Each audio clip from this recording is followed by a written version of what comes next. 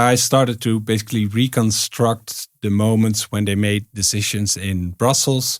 And then you kind of start to see like, okay, here he has that idea. And then a couple of months later or 6 months later, I see it popping up in the Brussels debate. So you kind of have this game of ping pong going on between the two. And he was really smart to use certain moments of crisis to bring their agenda further.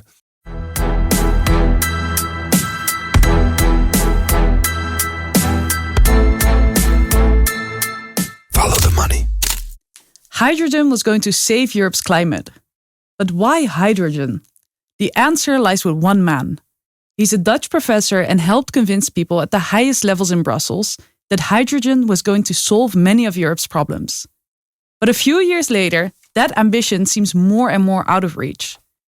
In the studio with me today is journalist Jesse Pinster, and Jesse uncovered how this Dutch hydrogen whisperer helped convince Brussels of what was supposed to be a climate silver bullet. Welcome, Jesse. Thank you for joining me today. Yes, your story starts with the professor's farewell party at the University of Delft. Can you take us to the scene? What was happening here, and why does your story start here?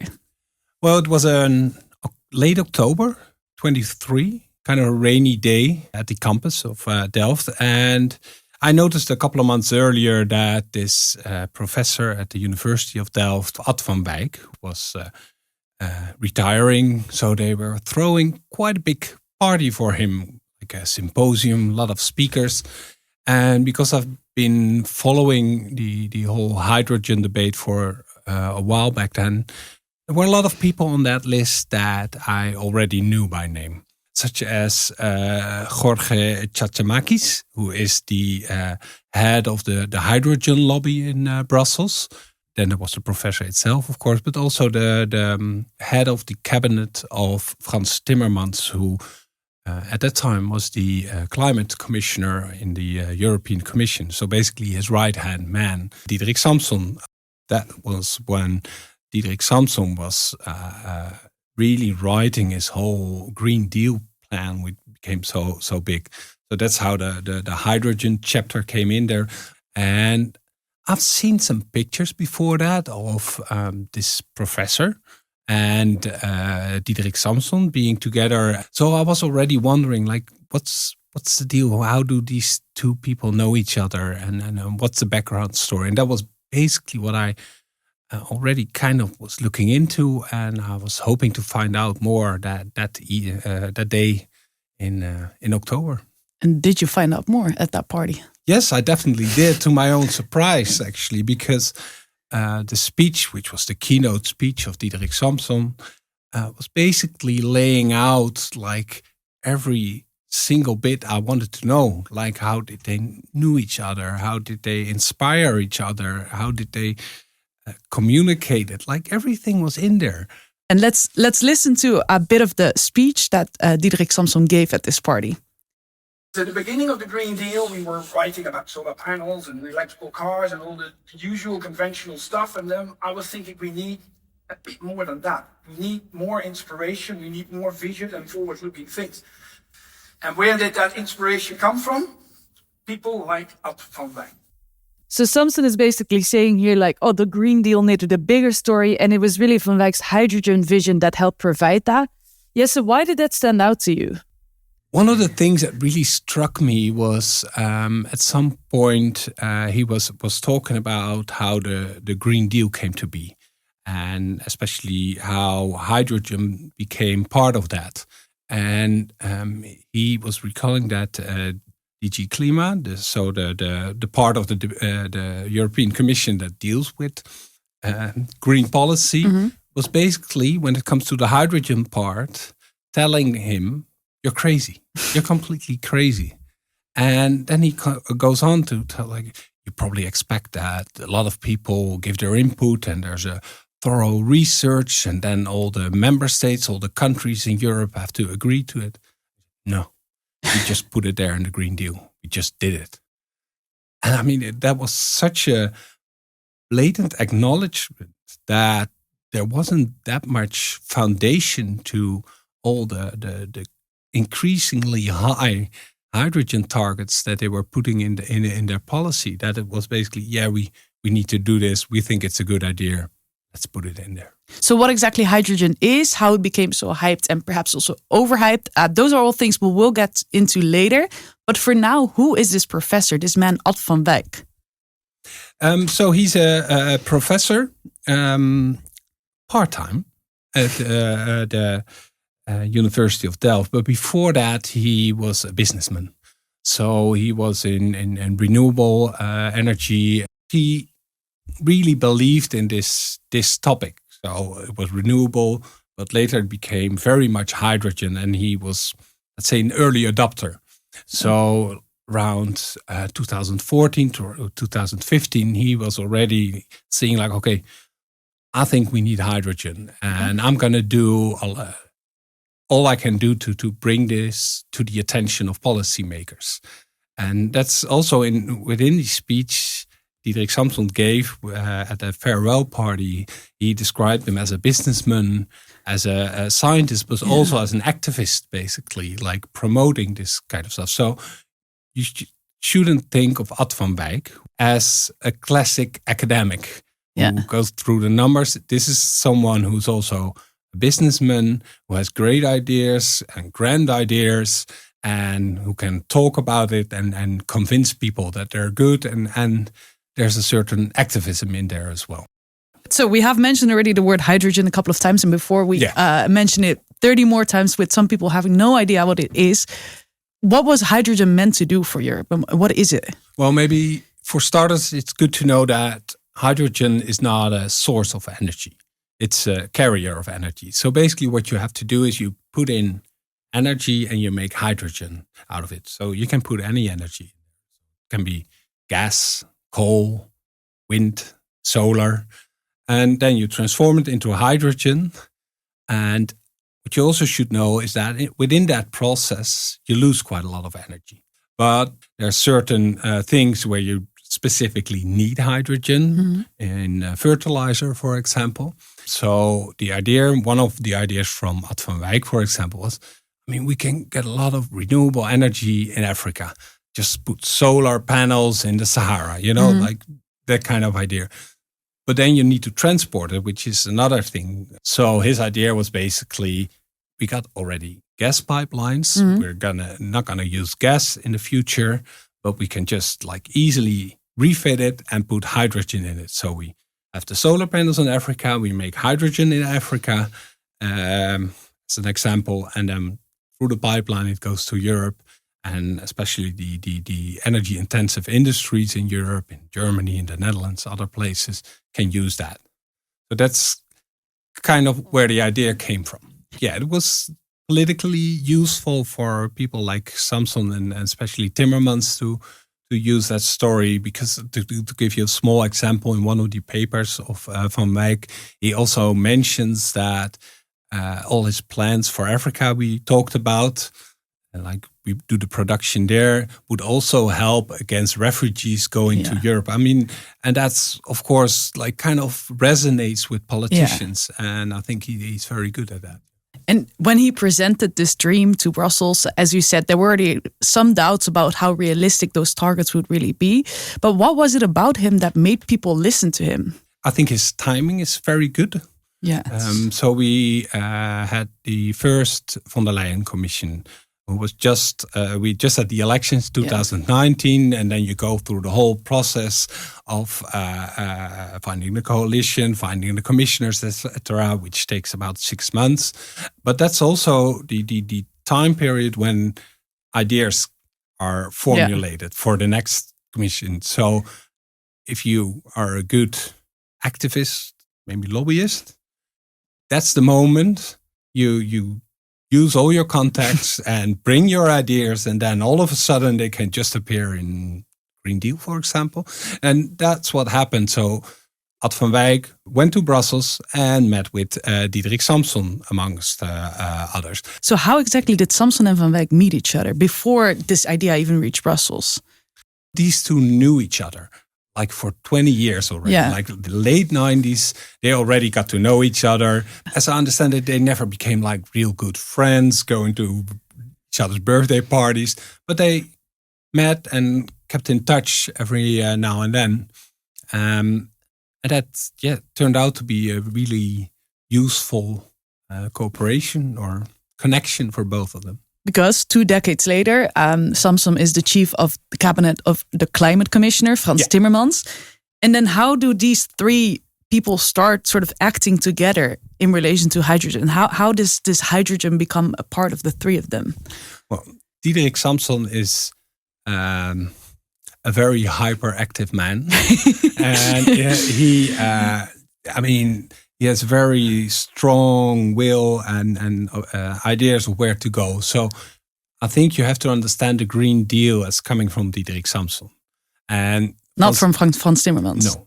Frans Timmermans, he was never that involved in those kind of policy energy. He was always like the foreign affairs. That was his kind of background. But it was his flagship project as a commissioner, right? Yeah. So he needed a flagship project because he was running to be the next European commissioner. Well, that was the plan. So that was kind of his political story that he used in the run-up to the elections. He just missed out on the position of president. Von der Leyen came in, but she needed the party of Frans Timmermans also there. So she basically took the Green Deal, like, okay, that kind of worked in the run-up to the election, so we'll do that as well. But the guy basically sitting behind the wheel in a way was Diederik Samsom. But I started to basically reconstruct the moments when they made decisions in Brussels and the moments that Ad van Wijk got involved, wrote some kind of paper.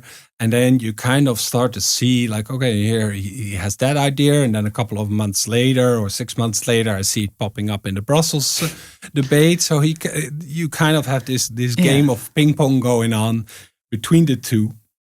And he was really smart, both Samsom and Van Wijk actually, to use certain moments of crisis to bring their agenda further. So his ideas reach Brussels. His ideas are received well. How did his ideas also actually become policy? What happens in between there?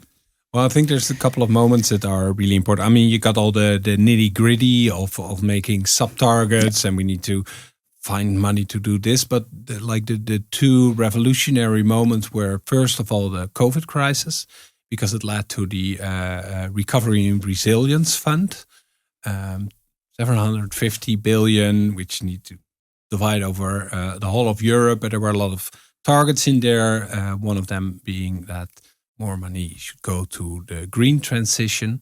So it was originally presented as like, okay, economic crisis because of COVID, but the European Commission really used that to push its agenda, including the Green Deal, including hydrogen. So that meant a lot more money. Like in a lot of the national plans, you saw hydrogen ideas popping up. Mm-hmm. So that was an important one. And the next one was the war in Ukraine, where we realized that we couldn't count on cheap Russian gas mainly. Mm-hmm. So that was used by the Commission, by Timmermans, probably rightly so, to push for a greener, more renewable energy, etc., because we didn't have the gas anymore, or we shouldn't get it. And that's another moment when also the hydrogen targets were pushed up again. So they started, well, not even modest, they were already insanely high, but like with every crisis, they got higher and higher. Like, okay, but we don't have Russian gas, so much hydrogen will be needed. By this time, you would expect that you kind of start to see the results, and they're pretty sobering. The latest targets they had, or the ones they created around the war in Ukraine, which were sky high, we're basically at 2% of it now. And then, of course, there were targets for 2030. So wait, that's in 4 years, and we're at 2% of where we're supposed to be in 2030. Yeah, those targets were, I mean, not set in stone. Like we're gonna a country that doesn't do it will bring them to court, etc., etc. But they kind of pushed the whole the hydrogen hype, basically. And Van Wijk wasn't the only one so enthusiastic about hydrogen. There was also actually quite a fierce hydrogen lobby going on. Where was this coming from? It's a lot of energy companies, of course. It makes sense for a gas company to be involved if you have a lot of gas pipelines, which can be turned into hydrogen pipelines. Especially when okay, we're not going to use gas, so I got all these stranded assets. But it's quite big, and I think Jorge Chachamakis, who was one of the real driving forces behind it, it's a German-Greek politician, lobbyist. He is really well connected. He really managed to get a lot of people on board and organize all these conferences where people like Ad van Wijk could speak, who was a special advisor to Hydrogen Europe. So there were a lot of companies involved as well, who had meetings with von der Leyen, for instance. So they kind of, again, feed off each other. Yeah, and they could also really help each other advance the same message. Yeah, they were all, the message was amplified very well. And they are just saying, we need more money, we need this to get this off the ground. They basically try to push it forward by just putting the targets in their policy. So Van Wijk told me that at some point the Dutch government, who's always been kind of pushing for hydrogen as well because of large energy-intensive industry we have, had a target of 3 or 4 gigawatts in 2030. That's the amount of the capacity for production. So what Van Wijk did was like, okay, Europe, Netherlands, like look at the economy. Well, then Europe is probably 10 times Netherlands. So let's make the target 40 gigawatts. So it's kind of off the cuff, Yeah. And we'll probably need to import as well. So let's add another 40. And as Samson admitted in the speech we began with, basically he took those targets and put them in the Green Deal. And then it kind of, that's not a hard target that at that stage every European country has to commit to, but it kind of trickles down into like sub-targets. So, for instance, one thing I wrote about at some point was the number of hydrogen refueling stations. So you get European policy saying that every 200 kilometers on bigger highways in Europe, we need to have a refueling station. So we can get trucks to drive on hydrogen, which kind of makes sense. They're really heavy and it's probably difficult, although it's getting a lot better recently, to drive those on electricity. So we'll find something else, but then you need the infrastructure. So that's how those large targets, and you also see it like by making it a priority when they talk to African countries where there's a lot of wind and sun, for example. So what they basically were betting on is, okay, well, we'll first create the supply of hydrogen and then the demand for hydrogen will follow. Yeah, because that's always the chicken and egg discussion they are having. Like we need to have some supply before they will switch to that. But we're still there.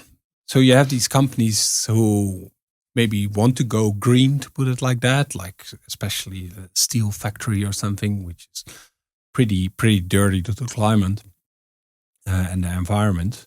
But there needs to be a lot of investment if you want to change from gas or from coal to hydrogen. So they're basically saying, like, if you help us make that transition, but we need to have certainty about supply as well. And that's where kind of the politicians and the policymakers come in, like, okay, we need a hydrogen factory first. So we need European funds to go there so we can build the factory, and then the factory is there, and then the steel factory can use that hydrogen. So yeah, that's kind of the way they approached it. And we kind of been stuck in that debate, so it hasn't taken off yet.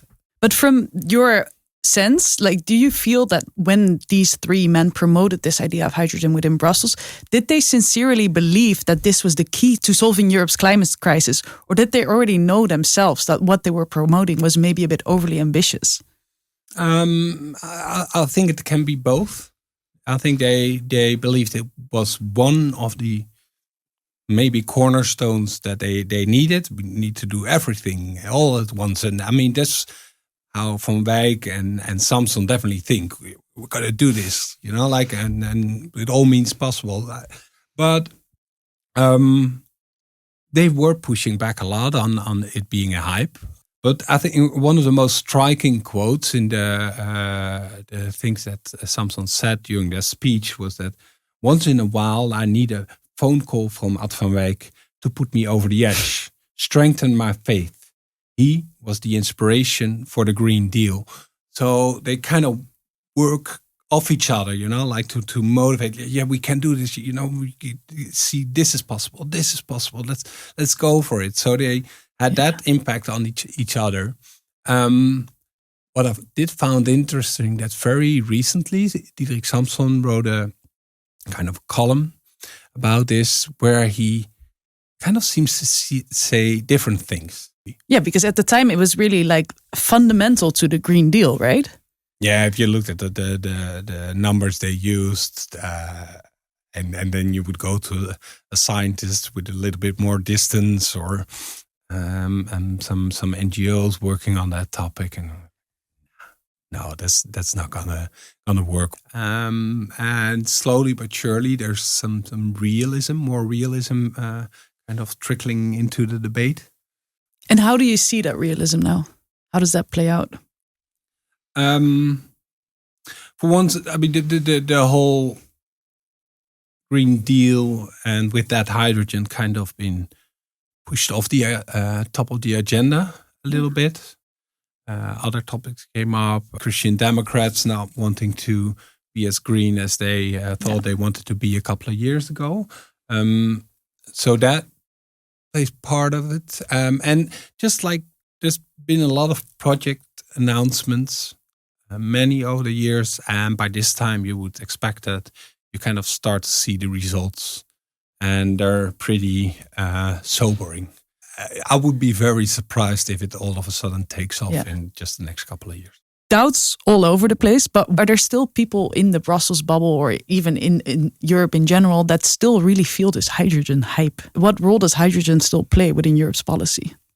I mean, you see some little success stories. Let's be honest about that. Like, especially in Scandinavian countries, so producing steel with hydrogen. All the crazy stuff is kind of letting go. The neighborhoods on hydrogen, the cars on hydrogen. I mean, you don't really see that happening anymore. So, I mean, that's basically what the skeptics have been saying for such a long time. Like, focus on the things where you need hydrogen, make that green, go to the places where it's really hard to do it another way, where you can electrify, there you need hydrogen, focus on that and not everything. And I think that's where we're getting now, slowly, surely. Thank you so much for this very interesting conversation, Jesse. That's where we'll leave it for today's episode. And next week, we'll be back with the first episode of our podcast summer series.